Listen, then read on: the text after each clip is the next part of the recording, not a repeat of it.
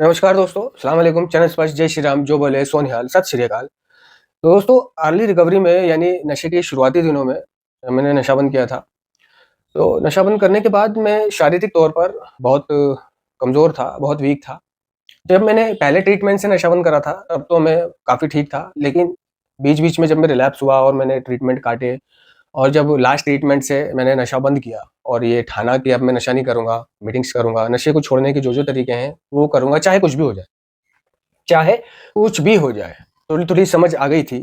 थोड़ी-थोड़ी समझ ये आ गई थी कि भई ये मान के चलना है कि नशा मेरी किसी प्रॉब्लम का समाधान नहीं है, समस्या का समाधान नहीं है। ठीक है, नशा मुक्ति केंद्रों में जब मैं एक बैनर लगा हुआ देखता था कि आज मैं जिस परिस्थिति में हूँ उसका निर्माण मैंने स्वयं किया है। तो मैं जो लोगों को दोषी ठहराता था, घरवालों को दोषी ठहराता था, परिवार को दोषी ठहराता था, है ना? कि वो गलत है। तो मुझे समझ आया कि अगर जो मैं यहाँ हूँ, तो उसका कारण मैं खुद हूँ, ठीक है? इस कैद खाने में जो मैं हूँ, तो उसका कारण मैं खुद हूँ। मैं ही नशा करता था, मैं ही अपने मज़े के लिए नशा करता था। अपनी संतुष्टि के लिए, अपने दर्दों को दूर करने के लिए, अपने मूड को बदलने के लिए, अपनी मनोस्थिति को चेंज करने के लिए नशा करता था और दोषी मैं दूसरों को ठहराता था। लेकिन एक रिहैब सेंटर में या कैद खाने में ये अकल आती है कि दोषी तो असल में मैं हूँ। ठीक है? तो अगर मुझे आगे बढ़ना है और अपनी उन दर्दों भरी ज़िंदगी से बाहर निकलना है, तो इसका सिर्फ़ एक ही उपाय है कि मैं अब नशा ना करूँ। और नशा ना करने के साथ-साथ मेरे जीवन में जैसा भी हो, जो भी दुःख आए, परेशानी आए, कठिनाइयाँ आएँ, ठीक है? मैं उनका सामना करूँगा, ठीक है? उनसे भागूँगा नहीं। अब उनका सामना कैसे करूँगा? मैं कुछ नारकोटिक्स एनोनिमस की मदद से, मैं कुछ स्पॉन्सर शेयरिंग की मदद से, मैं अल्लाह से, भगवान से प्रार्थना की मदद से, ठीक है? खुद की हिम्मत से मैं अब सामना करूँगा। नशा मेरी किसी प्रॉब्लम का समाधान नहीं है, मैं इस स्लोगन को पकड़ के चलता रहा। तो लास्ट ट्रीटमेंट से ठीक होने के बाद में मैं बहुत कमज़ोर था। ट्रीटमेंट में बहुत भूख लगती थी, लेकिन बाहर आने के बाद में वो भूख मिट गई। ठीक से खाया ना जाए, है ना? रातों को नींद ना आए, मेरे पैरों में से आग निकले, मैं करवटें बदलूँ और मेरा भूख भी लगे और खाने का भी मन ना करे। यानी सामने खाना रखा हुआ है, बढ़िया से बढ़िया खाना रखा हुआ है, जिसे लोग यूँ खा जाएँ दबा के और मैं उसे देख रहा हूँ, मेरा मन ही नहीं कर रहा है। पैसा है, सब कुछ है लेकिन मन नहीं है और मैं दुआएँ कर रहा हूँ, मैं 2 घड़ी को सो जाऊँ, मुझे 2 घड़ी को सुकून मिल जाए। मैं मतलब सर्दी मेरे को हो रही है, खाँसी मुझे हो रही है, ज़ुकाम मुझे हो रहा है, कमज़ोर मैं हूँ, पैंट मुझे यहाँ का हुक यहाँ लगाना पड़ रहा है जिसमें बेल्ट लगाते हैं ना, हुक के अंदर, वो पैंट यहाँ बाँधनी पड़ रही है, ठीक है ना? क्लीन होने के बाद भी, ठीक है ना? ईएनटी के डॉक्टरों को दिखाना पड़ता था मुझे। आए दिन मैं किसी न किसी कफ कोल्ड वाले डॉक्टर के पास, फिजिशियन के पास जाता ही रहता था। ठीक है ना? मुझे कफ हो रहा है, कोल्ड हो रहा है और कमज़ोरी बहुत रहती है ना? और नींद नहीं आती है, बेचैनी रहती है, ठीक है? तो इसमें डॉक्टर क्या करता था, अगर मुझे कफ कोल्ड है, कोई प्रॉब्लम है, तो वो मुझे कफ कोल्ड की दवाई दे देता था, ठीक है ना? इससे बड़ा तो वो और कुछ धमाका कर ही नहीं सकता था, ठीक है ना? क्योंकि ये जो प्रॉब्लम मुझे हो रही थी, ये था अर्ली टाइम का तकाज़ा। ये था नशे को छोड़ने के बाद नशे को छोड़ने के बाद जो घर परिवार में आने के बाद प्रॉब्लम आती हैं, कमज़ोरियाँ आती हैं, ये यूँ कह लो कि विथड्रॉल जो नशा छोड़ देने के बाद भी चलने वाले विथड्रॉल होते हैं, वो ये होते हैं, ठीक है ना? सर्दी में ज़्यादा सर्दी लगना, गर्मी में ज़्यादा गर्मी लगना, है ना? और सर्दी में नहाने का मन ना करना, है ना? और कपड़े उतारते ही बाथरूम में बहुत ठंड लगना, क्योंकि बदन में जान नहीं है, ठीक है? और कहीं जाने का मन नहीं करना, समाज में, बिरादरी में क्यों? शरीर बहुत पतला है, बीमार महसूस करता हूँ अंदर से अपने आप को, ठीक है? और बिल्कुल भी कुछ अच्छा नहीं लगता है मुझे, खाया नहीं जाता, पिया नहीं जाता, मुँह देखता हूँ शीशे में बहुत पतला है, बदन बहुत पतला है ना? यार क्या मुँह दिखाऊँ लोगों को? तो लोग क्या सोच लेते थे मेरी इस हालत को देखकर, कि मैं अभी सुधरा नहीं हूँ, मैंने अभी नशा बंद करा नहीं है ना? वो मुझे जज कर लेते थे और मन ही मन वो ये सोच लेते थे कि ये बस नाम को कह रहे हैं इसके घरवाले और नाम को ये कह रहा है कि इसने नशा छोड़ दिया है। लेकिन इसकी हालत बता रही है, इसकी हालत बता रही है कि ये नशा करता है। तो ये तो रही गैर लोगों की बात, गैर लोगों का जजमेंटल। लेकिन अब आते हैं हम नारकोटिक्स एनोनिमस के ही सदस्यों के जजमेंटल पर। तो मुझे नारकोटिक्स एनोनिमस के मेरे संगी साथी और या जो रिहैब में मुझे विज़िटर टकरते थे, वो तक वो तक मुझे जजमेंटल कर देते थे कि मैं नशा करता हूँ या मैं गोली खाता हूँ या मैं दम पीता हूँ, कुछ ना कुछ मैं करता हूँ, है ना? उनका कहना ये था कि ये गोली खाता है, ठीक है? उन्होंने मुझे गोली खाते हुए देखा नहीं है, उन्होंने मुझे दम पीते हुए देखा नहीं है। ना ही किसी और ने मुझे देखा ये सारी चीज़ें करते हुए। वह सिर्फ़ मेरी हालत को देखकर एक जजमेंटल कर रहे थे कि ये गोलियाँ खाता है, इसकी हालत बता रही है। ठीक है। अरे भाई, लोग मुझे कहें समझ में आता है, लेकिन एडिक्ट ही मेंबर को जज कर रहा है, ये गोलियां खाता है। तो अब ये एडिक्ट कहाँ जाए, अब मैं कहाँ जाऊं? ठीक है। रही बात मुझे गुस्सा आने की उन लोगों पर, बिल्कुल नहीं, बिल्कुल नहीं। ठक्का ठक्का, मानने दो, मानने दो। भाई, अगर मेरा प्रोग्राम कह रहा है कि अगर तूने नशा नहीं करा, अगर तू ईमानदार है, तो दुनिया कुछ भी समझे तुझे, दुनिया के समझने पर मत अटकना। ठीक है, कहने दे उन्हें, मैंने हार नहीं मानी, कहने दे उन्हें। ठीक है। और मतलब देखा नहीं है, फिर भी समाज में जाना, समाज वाला जजमेंटल कर लेता था। ठीक है, सर्दी हो रही है, जुकाम हो रहा है, धूप में बैठा हूं, चरपाई पे लेट गया आंखें बंद करके, थोड़ी ही देर में लोगों के आने की मुझे आहट महसूस हुई, तो मैं फट देनी चरपाई पे से उठकर बैठ गया। क्यों? क्योंकि लोग मुझे धूप में लेटा देख, मतलब आधा शरीर मेरा धूप में है और आधा छांव में है, और आंखें बंद देख, ऊपर से मेरी हालत भी बहुत पतली है, वह लोग कुछ नहीं वो यही समझेंगे कि पी के लेटा हुआ है, पी के लेटा हुआ है। हमारी जनसंपर्क नीति आकर्षण पर आधारित है। ठीक है ना? तो आकर्षण में लोगों को ये ना दिखे, ठीक है आप ईमानदार हो, ठीक है आप दारू के ठेके के बराबर में किसी शॉप पर गए हो और वहां आपको प्यास लगने लगी, बराबर से आपने पानी की बोतल ली है और पानी की बोतल गिलास में डाल के पी रहे हो। ठीक है, और कोई आपको जाता हुआ देख ले कि ये दारू के ठेके पे खड़े होकर ये क्या पी रहा है ना, व्हाइट वाइन तो नहीं पी रहा, तो इस बात को बिल्कुल नहीं मानना है कि लोगों को जो सोचना है, जो मानना है वो मानने दो, मैं नशा नहीं कर रहा। थोड़ा सा आकर्षण का भी ध्यान रखना है कि दारू के ठेके पर खड़े होकर अगर आप पानी भी पी रहे हो, तो आपको ये ध्यान रखना पड़ेगा कि लोग आते जाते तो मुझे यही सोचेंगे ना कि मैं शराब पी रहा हूं, तो वहां खड़े होकर पानी नहीं पीना। ठीक है, जैसे मैं उस चरपाई पे से उठकर बैठ गया, क्योंकि मुझे फौरन ध्यान हो गया, आ गया कि नीति आकर्षण पर आधारित है। अब आकर्षण में इनको क्या लगेगा कि आधा शरीर धूप में, आधा छांव में है ना, आंखें भी इसकी लाल हो रही है, चेहरा भी इसका लाल, धूप में तो लाल हो ही जाता है, तो इसने नशा तो नहीं कर रखा है ना। तो हमने जो बदनामी की है, ठीक है, बदनामी कैसे करी है, लोगों को दिखा दिखा के नशा कराए।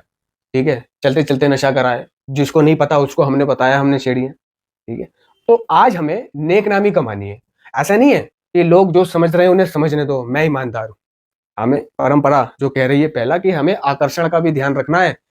हमें गली गली मोहल्ले में अगर कोई यूजर जा रहा है और उससे हमारी कोई काम की बात है, बिजनेस की बात है, कोई जरूरी बात है, और हम उससे करने खड़े हो गए और वो हमारे साथ खड़ा होकर सिगरेट भर रहा है और पी रहा है, हम ये सोच लें कि मैं थोड़ी ना पी रहा हूँ, ये पी रहा है ये जाने, इसका ईमान जाने, ये भर रहा है ये जाने, मैं थोड़ी ना पी रहा हूँ, मैं अपने आप से ईमानदार हूँ। तो यहाँ पे हमें सिर्फ पहली परंपरा का ध्यान रखना है कि अगर वो दम भर रहा है, अगर वो दम पी रहा है, तो उस वक्त हमें उसके साथ खड़े होकर ये सोचकर बात नहीं करनी कि मैं नहीं कर रहा, मैं अपने आप से ईमानदार हूं, मेरा रब जानता है। हमें थोड़ा आकर्षण का भी ध्यान रखना है कि देखो अगर आप ऐसा नहीं करोगे, तो आते जाते लोग, जिन लोगों की नजरों में आपकी छवि बनी है कि आप नशा नहीं कर रहे हो, नशा छोड़ दिया है आपने, वो फिर से ये छवि बना लेंगे कि ये तो नशेड़ी के साथ खड़ा था, वो दम भर रहा था, वो दम पी रहा था, फिर ये साइड में चले गए, शायद ये साइड में पीने गया हुआ, ये इसने भी चुपके से दम मारे होंगे। तो हमारी जनसंपर्क नीति आकर्षण पर आधारित है, हमें ये भी ध्यान रखना है। मैंने इन चीजों का ध्यान रखा, क्यों रखा? क्योंकि मैंने ध्यान रखने की कोशिश की। मैं नारकोटिक्स एनोनिमस की मीटिंगों में जाकर सिर्फ बैठा नहीं था, सुनता था। मैंने नारकोटिक्स एनोनिमस की जो लिटरेचर, पत्रिकाएं है ना, किताबें हैं, उन्हें लाकर मैंने उन्हें पढ़ा भी है, और मैंने डी एडिक्शन ट्रीटमेंट सेंटरों में विजिट भी करी है। तो जो मुझे भली भांति जानता था कि इसकी इस हालत का जिम्मेदार, जो ये देखने में ऐसा लगता है कि इसने नशा कर रखा है, आंखें लाल, चेहरा लाल, पतलापन, तो जो मुझे भली भांति जानता था, जो इस बात से वाकिफ था कि इसको रातों को नींद नहीं आती है, इसको साइलेंट विड्रॉल होते हैं, ये बेचैन रहता है, इसका दिमाग शांत नहीं है, ये नशा नहीं करता, ये कुछ खाता नहीं है, ये सिर्फ इतना तगड़ा नशा छोड़कर जो अभी आया है रिहैब से, तो इसकी शारीरिक रिकवरी नहीं हो रही है।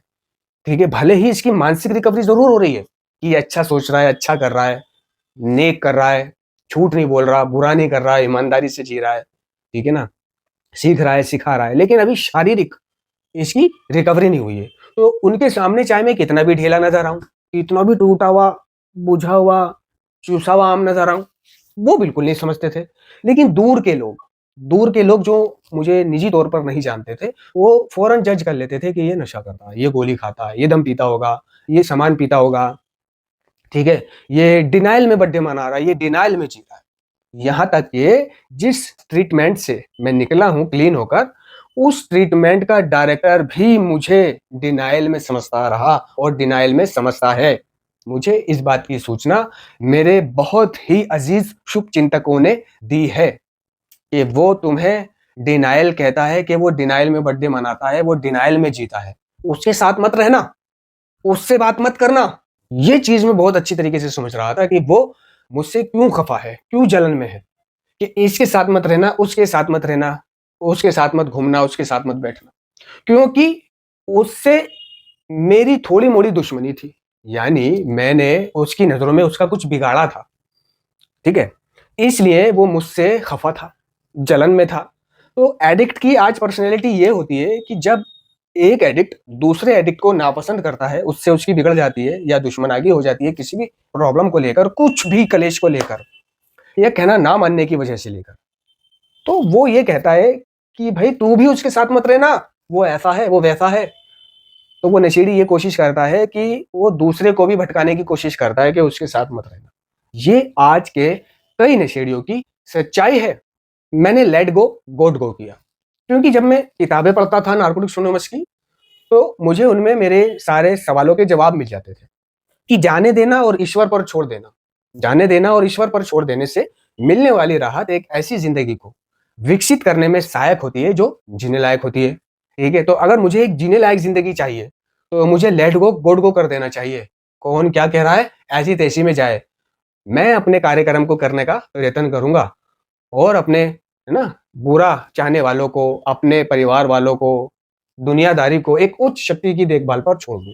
देखो दोस्तों, अगर मैंने ये सीखा कि अगर मैं दूसरों की बातों पर अटकता हूं, या दूसरे जो मुझे ब्लेम कर रहे हैं मैं नशा करता हूं, अगर मैं उनकी बातों को लेता हूं गंभीरता से, तो मैं क्लीन नहीं हो पाता, तो मैं क्लीन नहीं हो पाता, मेरी लंका लग जाती।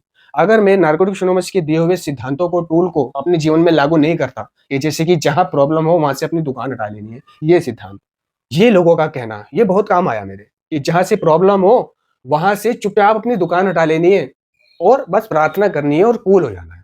तो मुझे जहां जिस स्थान पर प्रॉब्लम हुई, गुस्सा आया, किसी को मारने का मन करा, तमाचा मारने का मन करा, तो वहां मैं सिर्फ पैशंस करके, सब्र करके और कार्यक्रम के इस शब्द को सुन करके वहां से अपनी दुकान हटा लेनी है, कुछ भी करने से पहले। तो मैंने फौरन अपनी दुकान हटाई, बाहर आया, पानी पिया, प्रार्थना करी, मदद मांगी और मैंने अपने आप को एक हल्का महसूस किया। और उसी शाम अगले दिन नार्कोटिक्स एनोनिमस की मीटिंग में जाके मैंने इन चीजों को शेयर कर दिया कि भाई ऐसे बात थी। तो मैंने पाया कि मैं शेयर करने से, तन्हा और अकेला होने से बच गया। कार्यक्रम ने भी साफ साफ कहा कि ये प्रक्रिया आत्मा की रचनात्मक क्रिया है। मैंने इस चीज को खुले दिमाग से स्वीकार किया कि हाँ, शेयर करने से हमारी आत्मा की सफाई होती है। ठीक है, और रही बात लोगों का तेरे को ब्लेम करना, ठीक है, तो वो सारी जिंदगी करेंगे जो तेरा बुरा चाहेंगे, जो तुझे नहीं जानेंगे, जो जिसने तुझे इस्तेमाल नहीं किया होगा, जो अपने आप को एक बहुत बड़ा रिकवरिंग एडिक्ट समझते हैं, है ना, है ना, दिमाग वाला समझते हैं, वही तुझे बुरा कहेंगे बिना देखे, बिना नापे, बिना तोले। ये चीजें हमारे सुधार में रोड़ा है दोस्तों। अगर हम दूसरों की बातों पर जाते हैं, उनकी बातों को गले लगाते हैं, ठीक है ना, तो हमारा कभी सुधार नहीं होगा, हम कभी आगे नहीं बढ़ पाएंगे। ये मैंने अनुभव किया है। मैंने अनुभव ये किया है कि मुझे सिर्फ नजरअंदाज करके चलना ही मेरे जीवन में काम आया, नजरअंदाज करके चलना लोगों को, ठीक है ना। और मैं अपने ट्रैक पर से नहीं हटा। सोचने दे बे, कहने दे बे, बोलने दे बे, जिसको जो कहना है बोलने दे, अपना मन चंगा और खटोती में गंगा। मैं सच्चा, मेरा रब जानता है, मेरे घर वाले यकीन करते हैं मुझ पर, मुझे और किसी से क्या चाहिए, ठीक है ना। मेरे घर वाले इस बात को भली बात ही जानते थे कि हाँ, भले ही ये कमजोर है, भले ही इसकी तबीयत डाउन रहती है, भले ही ये बुझा बुझा रहता है, उसका कारण है इसको नींद ना आना, उसका कारण है इसको भूख प्यास न लगना, उसका कारण है अभी अभी इसने डेंजर नशा छोड़ा है, डेंजर नशा। भी तो हाई लेवल वाला करता था ना मैं, हाई लेवल वाला, सबसे एंड ऑफ द वर्ल्ड वाला नशा, है ना। तो उसको छोड़ने के बाद में, ठीक है ना, उन्हें भी किसी डॉक्टर ने बता दिया होगा कि ये कमजोर रहेगा, धीरे धीरे ठीक होगा। मैंने भी उन्हें बताया कि सब कुछ धीरे धीरे होगा। मुझे कार्यक्रम ने सिखाया कि एक दिन में कुछ भी ठीक नहीं होगा, हम एक दिन में एडिक्ट नहीं बने। इसलिए याद रहे, धीरज से काम लें। हमारे सुधार में सबसे अधिक एक चीज जो हमें पराजित कर सकती है वो है आध्यात्मिक सिद्धांतों के प्रति उपेक्षा। खैर, आध्यात्मिक सिद्धांतों के प्रति उपेक्षा तो ना मैंने कभी की, ना करूंगा। लोगों ने मुझसे पूछा कि तेरा कोई स्पॉन्सर नहीं है, तूने कोई स्पॉन्सर नहीं बनाया? मैंने नहीं, मैंने कोई स्पॉन्सर नहीं बनाया। क्यों? क्योंकि स्पॉन्सर से मैं शेयर नहीं कर पाऊँगा, स्पॉन्सर से मैं खुल के बात नहीं कर पाऊँगा, स्पॉन्सर की मैं हेल्प नहीं ले पाऊँगा। अच्छा, मैंने बोला मदद माँगने में झिझक होती है यार, मदद नहीं माँगी जाती मेरे से, ठीक है? और मैं तो भाई, मेरी स्पॉन्सर अगर किसी ने पूछा कि भाई आज आप जो इस मुकाम पर हो, ठीक है? इतने साल पूरे कर रहे हो, तो आपका गुरु कौन है? मुझसे पूछा, मैंने कहा मेरा गुरु है ये किताबें, ये लिटरेचर, ये कार्यक्रम। मैं कहा मैंने कोई स्पॉन्सर नहीं बनाया, मैंने किसी से सलाह-मशवरा नहीं माँगा, मैंने किसी से फालतू में कोई रागनी नहीं गाई अपनी, क्योंकि जब भी मैंने किसी से कुछ शेयर करना चाहा, तो उसने ध्यान ही नहीं दिया, उसने गौर ही नहीं करा, घंटे पे मारा। मुझे महसूस हुआ कि ये सिर्फ़ एक कान से सुन रहा है, दूसरे कान से निकालना है, लिहाज़ा इनके आगे गिड़गिड़ाने से कोई फ़ायदा नहीं है। जो दोस्त आपकी खामोशी को देखकर ही आपके मन में क्या है इसका अंदाज़ा लगा ले, दोस्त तो वही है। तो ये तो मैंने कहा सुन ही नहीं रहे मेरी।